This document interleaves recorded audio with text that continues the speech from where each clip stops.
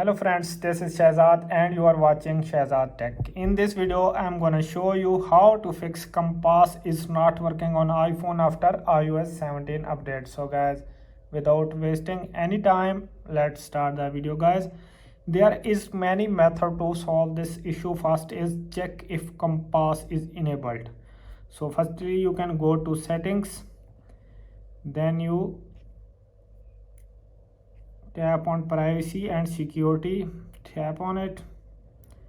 Now you can simply tap on location services here, and now you can turn the on to fix your problem. If this solution is not working, then we move to another is calibrate your compass.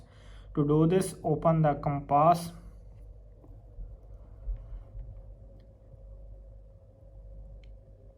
Now you can see allow compass to use your location, so allow, and now you can see and hold your iPhone flat and still on table. The app will promote you to rotate your iPhone in a circle.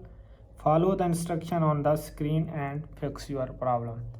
If this solution is not working, then we move to another solution. Another is restart your iPhone. For restarting iPhone, firstly press the volume up button, volume down button, and press and hold the power button until you see Apple logo appears, and now you release your power button to restart your iPhone. So if this solution is not working, then we move to another is update your iPhone to the latest version of iOS. Apple often releases bug fixes with software updates. Go to settings. Now you can simply tap on general, and now you can tap on software update and checking for update. If you have any pending update, download and install it to fix your problem. If this solution is not working, then we move to another is restore your iPhone to factory settings.